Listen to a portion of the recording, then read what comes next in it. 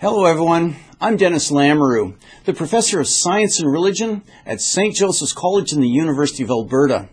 I am thrilled that you're interested in the topic of science and religion, and in particular, in my introductory course.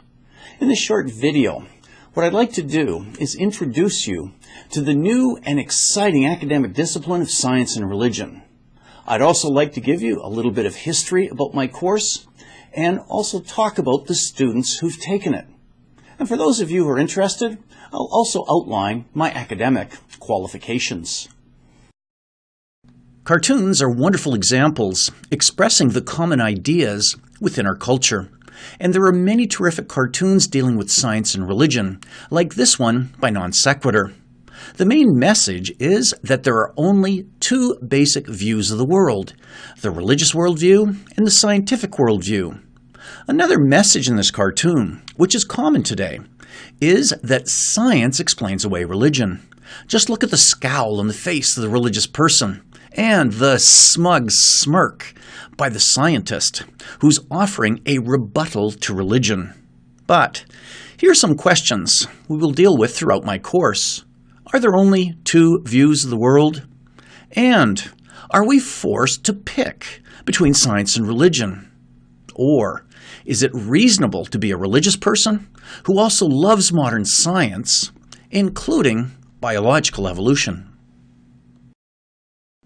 Since the mid-1990s, an exciting development has arisen within scholarly circles of what many people term is the new academic dialogue between science and religion.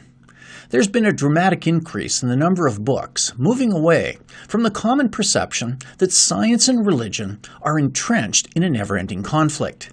Leading scholars are proposing various approaches to how science and religion can be viewed in a peaceful and fruitful relationship. Today, many universities and colleges now have courses on this topic, and some even offer graduate degrees in science and religion.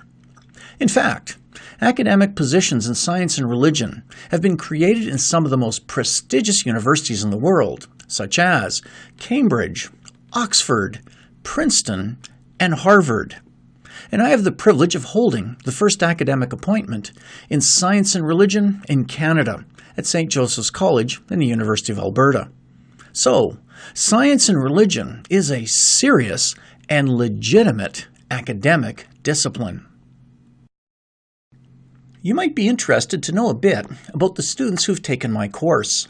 Since 1997, I've taught this course over 100 times within a public university. Students from both religious and non-religious backgrounds have found my course helpful in developing their personal beliefs and worldview. Roughly 60% of my students are religious, most of whom are Christians, but there are also some Muslims, Hindus, and Sikhs.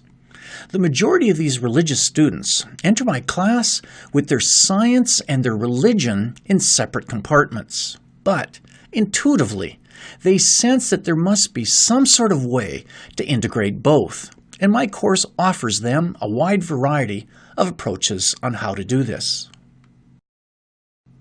About 40% of my students are non-religious. 30% would say that they are spiritual but not religious, and around 10% of my classes have atheists and agnostics. I really value my non-religious students because they offer many wonderful insights to the class discussions. They also assist religious students to understand the concerns and problems they have with religion. Finally, many students are interested to know the academic qualifications of their professors. I completed 6 university degrees over a 20-year period. My Bachelor of Science degree was in biology. I have a Doctor of Dental Surgery degree, and I practiced dentistry for a number of years. I then studied theology and completed a Master of Christian Studies with a focus on the creation accounts in the Bible.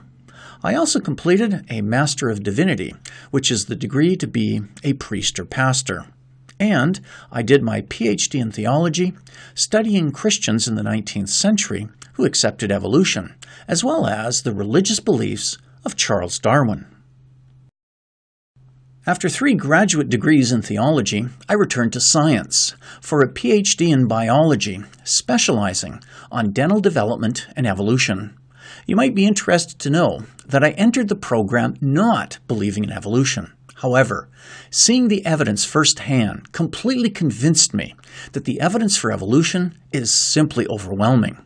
So yes, I am a Christian and I believe in a creator, and that makes me a creationist. And yes, I am also an evolutionist.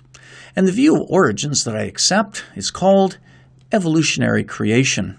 If you find this intriguing, then I would certainly encourage you to consider taking my course, because I will deal with this view of origins in much more detail. So that's a brief introduction to my course.